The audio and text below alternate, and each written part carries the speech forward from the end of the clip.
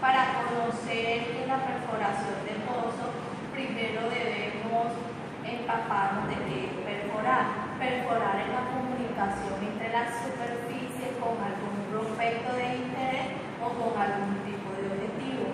Por ende, la perforación de pozo es el proceso de construir un hoyo en el subsuelo para explorar o para la extracción de recursos naturales tales como agua, gas o petróleo. Se requiere entonces de energía para poder fragmentar todos estos litros y llevarlos a superficie. Hay algo que se conoce como sistemas de potencia, que es todo lo que está en superficie que imprime energía a la roca. Existen métodos actuales, entre estos está el motor de fondo, que es el más costoso, eficiente, transmite toda la energía a la roca. La mesa rotatoria la más económica y la más utilizada. La mesa gira, tiene un dispositivo que se llama el turbo. Pues le transmite el movimiento rotacional a la tubería y la tubería frecuentemente a la roca. El top drive es una torre que tiene agua arriba y transmite directamente la rotación a la tubería. ¿Qué son los RAID? Los RAID son todas las maquinarias o instalaciones utilizadas para la perforación de un pozo, normalmente para las exploraciones en busca de nuevos yacimientos como agua, petróleo, gas o para la explotación de estos. Entre los tipos de RAID están los land RAID o onshore. Estos son las perforaciones realizadas en tierra. Entre estas se destacan las perforaciones pesadas, son aquellas que se realizan en pozos profundos. Se encuentran las perforaciones livianas, estas son pozos un poco más someras con unas profundidades de 1000 a 1200 metros, mientras que las profundas o pesadas son mayores a 5000 metros. Los operadores pueden transportar los equipos de perforación por de tierra en camiones, tractores, trailers, carcasas, helicópteros, dispositivos pesados rodantes. Los marine RAID o shore son las perforaciones realizadas en el mar. Son las más costosas debido pues, a la complejidad de la operación. Los sumergibles son óptimos para hacer perforaciones en agua mucho más someras, queda parte sumergible y la otra parte queda por encima del nivel del mar, que es donde se realiza toda la operación de petróleo. También las plataformas móviles autoelevables, en las que su infraestructura está compuesta por unas patas que suben y bajan a la voluntad de quien lo opere. Entonces, cuando estas patas suben, estas plataformas pueden ser transportadas por los barcos al lugar que queramos realizar la operación. Y las plataformas fijas son aquellas que se encuentran, como la palabra lo dice, fijas, y a partir de estas pues, se pueden realizar ya las operaciones. En resumen, pues, en la imagen se puede apreciar que para todas estas operaciones y con perforaciones se tienen en cuenta el nivel del agua. En agua somera pues se tienen en cuenta los jack up y en zonas profundas no se recomendaría esto, ya que al hacer estas infraestructuras en altísimas alturas sería demasiado costoso. En un área geológicamente inexplorada y que permite saber si realmente hay o no hidrocarburos, se denomina pozo exploratorio. Para esto se instala una torre de perforación para abrir un pozo que atraviesa las formaciones del subsuelo hasta llegar al yacimiento que contiene el petróleo y o el gas. Esto puede durar entre un mes o más de un año, dependiendo de la complejidad geológica y del objetivo trazado. La torre o taladro está compuesto por un sistema de tuberías de acero que se van uniendo a medida que avanza la perforación, una broca que va perforando el suelo, un sistema de lodos que bombea, inyecta y circula permanentemente, lubrica la broca, sostiene las paredes del pozo y saca a la superficie el material sólido que se va desintegrando. motores que imprimen la fuerza que requiere en este proceso de perforación y un sistema de prevención de la salida de fluidos provenientes del subsuelo. Para llegar al yacimiento, en las diferentes etapas de perforación se utiliza un tipo especial de tubería de revestimiento, la cual se cementa las paredes del pozo y previene posibles contaminaciones de acuíferos. De perforación. Esta tarea es realizada por un ingeniero geólogo o por un geólogo para definir o establecer la ruta que se va a realizar para la perforación de un pozo. En este podemos determinar qué se va a hacer antes de perforar, durante y después, qué implementos se van a usar, a qué distancia o a qué profundidad vamos a encontrar nuestro yacimiento, entre otras cosas. Consta de diferentes fases. Como primera fase encontramos recopilación de información en donde validamos y reinterpretamos la información existente, donde miramos qué se necesita, donde obtenemos la información que tenemos cerca, todo correspondiente bibliográficamente. Como fase 2 tenemos un modelo estático en el cual obtenemos diferentes modelos como son el estructural, el geofísico, el estratigráfico, el petrofísico, el geomecánico y el geoestadístico. El geoestadístico corresponde a la correlación de la información que se está obteniendo con la que ya existe. Además, es importante decir que el modelo estático es lo que esperamos encontrar. Son variables que no podemos mover, solo lo que está en el subsuelo es lo que estamos obteniendo. Como fase 3 tenemos el modelo dinámico, que en este podemos jugar con las variables, compresiones y estructuras litológicas o formaciones para mirar cómo se comporta el yacimiento o cómo se comporta el subsuelo con estos cambios que le estamos generando. Por esta razón podemos hacer modelos de simulación y predicciones de lo que podría pasar en el subsuelo cambiando las diferentes condiciones, ya sea presión o temperatura. Como fase 4 tenemos el plan de exploración en el cual especificamos el esquema óptimo para la explotación, la tecnología que vamos a usar, la evaluación económica, hacemos un diseño económico de toda la infraestructura que se necesita, la ingeniería básica de pozos, la ingeniería básica de facilidades y la secuencia operacional que se debe seguir. Aparte, es importante aquí definir la tubería que se va a usar, la broca que se va a usar, el tipo de formaciones que vamos a encontrar y cómo vamos a trabajar en ella, ya que si encontramos formaciones arcillosas debemos trabajar de manera rápida para que ésta no se expanda por la inyección de agua. Como fase última o quinta tenemos la ingeniería de pozos, en el cual establecemos la ingeniería de detalles de pozo, el análisis de riesgo, el programa de perforación, en el cual se define qué lodo se va a usar, cómo se va a usar, qué herramientas se va a usar, si se van a hacer registros, si se va a bajar los registros con la broca para determinar pues toda la infraestructura que tenemos instalada, qué cementación se va a realizar, entre otros aspectos importantes que se deben tener en cuenta. Hay diferentes tipos de pozos, podemos definirlos como someros o profundos. Los someros no alcanzan más de 2.000 metros, mientras que los profundos pueden ser mayor de 8.000 metros de profundidad. Aparte también tenemos pozos tipo exploratorio, de delineación y de desarrollo.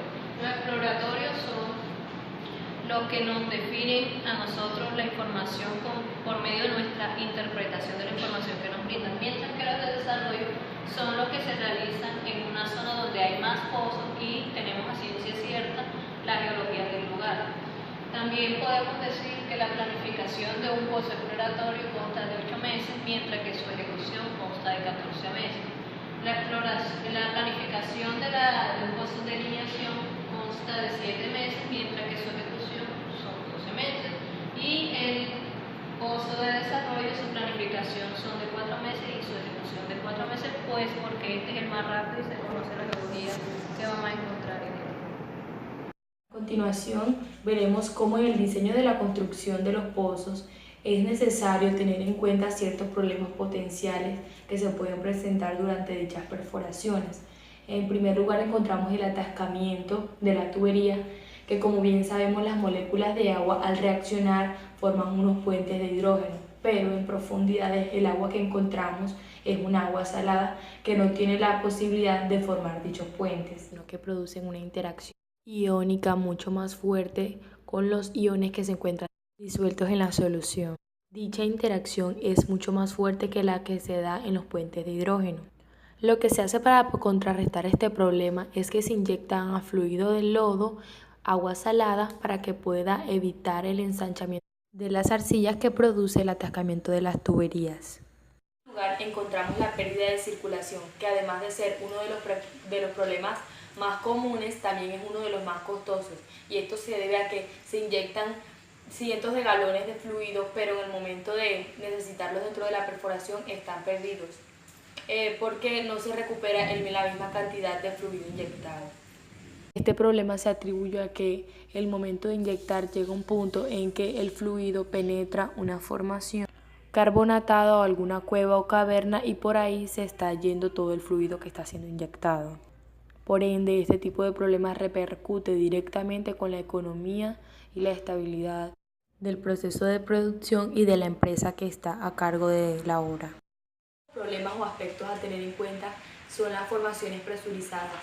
Estas se dan ya que algunas de las formaciones en las cuales se realizan las perforaciones no tienen una presión de fondo suficiente para contrarrestar la presión general del depósito, lo que genera que se den unas fuerzas impulsadoras que arremeten contra el material llevándolo a superficie. Frecuentemente, estas formaciones están constituidas por gases, agua o otros materiales disueltos. Asimismo, encontramos las arremetidas. Como bien sabemos, para fracturar la roca, además de necesitar una fuerza rotatoria, necesitamos de un peso. Pues bien, este peso se imprime a través de unas tuberías con las cuales es posible continuar con la actividad. Las que son llamadas arremetidas en superficie o conocidas como patadas de pozos son aquellas en las que conjugan los procesos en los cuales intervienen las diferentes presiones en el depósito.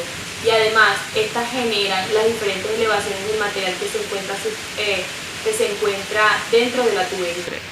Todo esto se puede atribuir a la presencia de algún material presurizado, el cual imprime todas esas fuerzas que son las que producen que el material que está ahí guardado en las tuberías llegue a la superficie.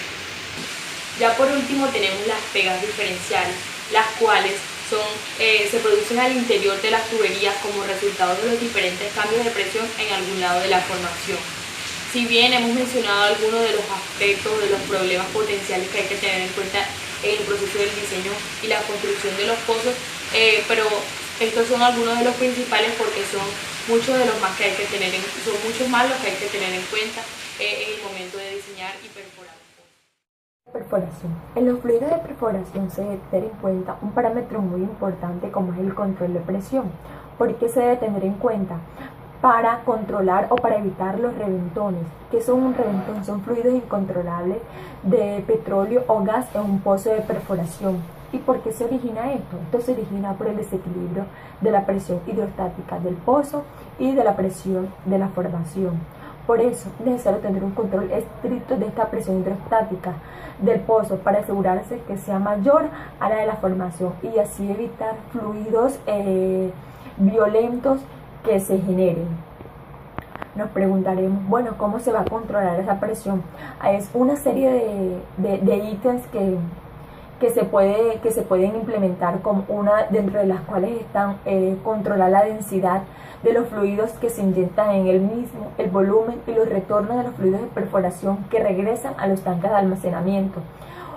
Algo que debemos tener muy claro es que si el volumen de los fluidos de retorno es mayor al volumen de los fluidos inyectados, quiere decir que está ocurriendo un fenómeno llamado la patada de pozos, que es una advertencia para el reventón. Por eso debemos asesorarnos que esté en buen y perfecto estado el preventor para utilizarlo en caso de que ocurra un descontrol de pozo.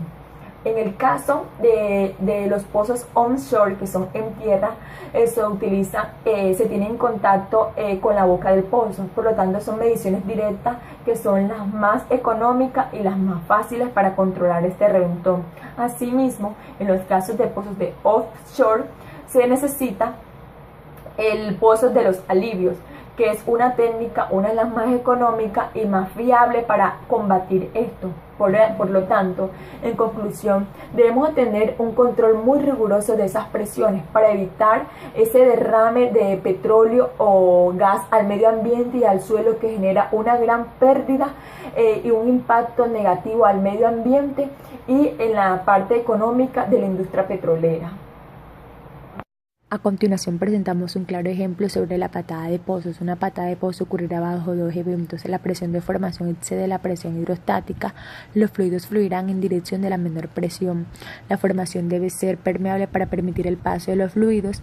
Dentro de las causas es no mantener el hueco lleno cuando se está sacando tubería, reducir la presión por suaveo, pérdida de circulación, rata de penetración alta cuando se perfora a través de arenas gaseosas, formaciones sobrepresionadas. Y dentro de las indicaciones de patadas de pozo durante la perforación es presión de bomba decreciente, incremento de los niveles de tanque, variaciones en el peso sobre la roca, lodo en superficie. Es una parte esencial de todo pozo petrolero. Su función principal es de garantizar la seguridad de la perforación interna y de permitir que los fluidos realicen su trabajo adecuadamente y en todas las funciones. Depende principalmente de su estructura, de la presión de pozo y de la presión de fractura. Esencialmente, todo fluido de perforación interior debe tener una presión propia que permita de que balance la no existencia actual de la columna de roca que ha sido removida para permitir la perforación. La función principal de toda estructura de revestimiento debe ser la de garantizar la seguridad efectiva de la producción existente y de que las estructuras que se encuentren en el interior para controlar y para extraer no sufran un daño. Otras funciones existentes son las siguientes: evitar un derrumbe de los estratos no consolidados en superficie que pueden caer en el interior de la perforación. El impedir la contaminación de depósitos de aguas subterráneas encontradas a lo largo del transcurso de la perforación. El soportar los equipos de control y de trabajo de producción.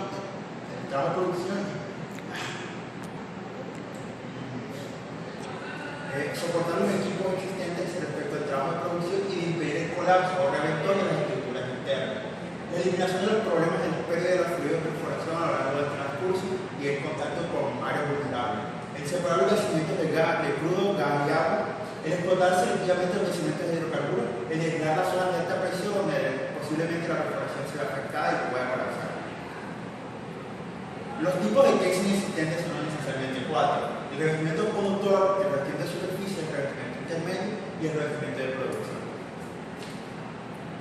El revestimiento conductor se usa para permitir el establecimiento en superficie de las estructuras. En se encuentra más en la parte superior y su trabajo principal es de ayudar a cimentar y soportar la presión que van a extender la tubería interna.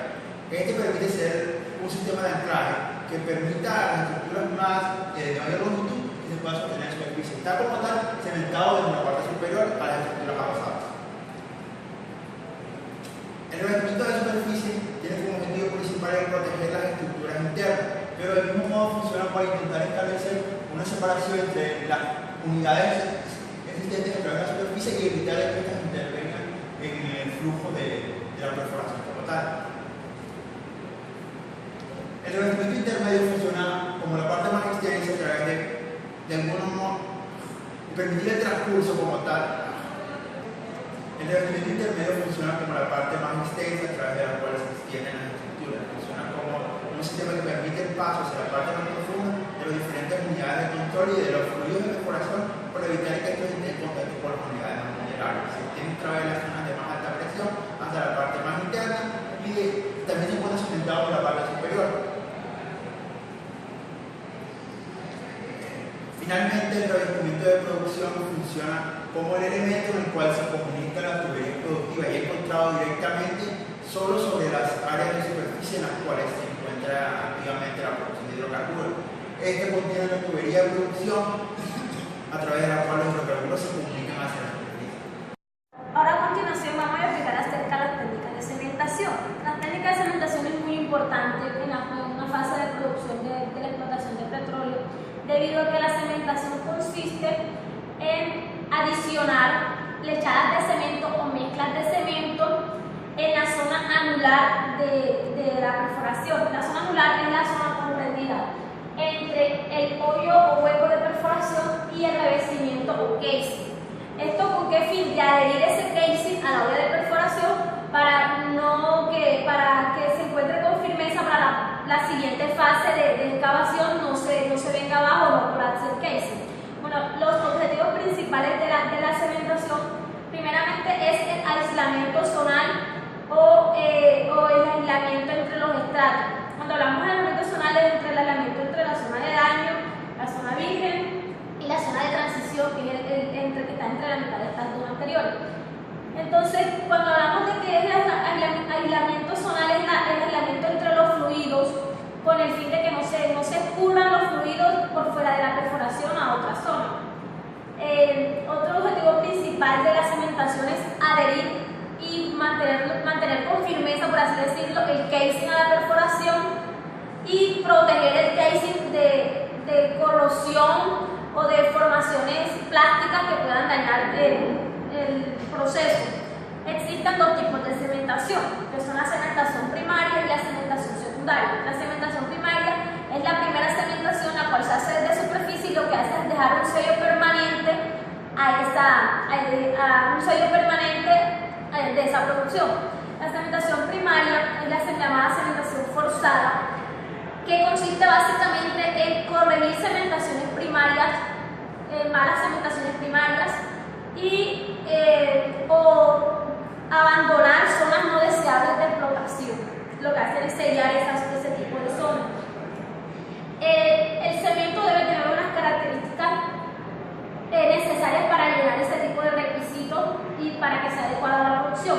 Primeramente es que sea impermeable y no permita el escurrimiento de los fluidos a través de después que ya haya sido secado, que se pueda inyectar a través de la superficie y que sea lo suficientemente fluido para que pueda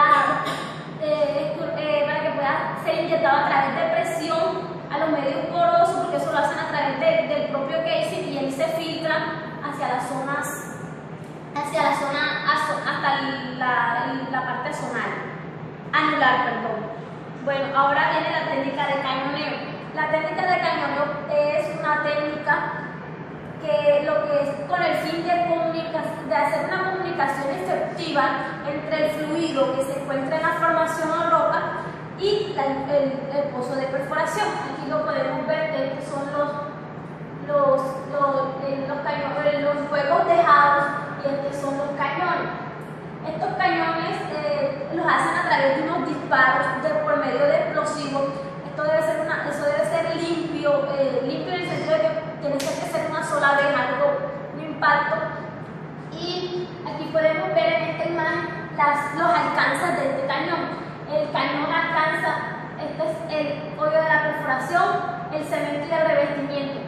Todo esto tiene que atravesarlo este cañón para poder comunicar el fluido del yacimiento con el fluido del yacimiento de la roca y el propio casing o revestimiento.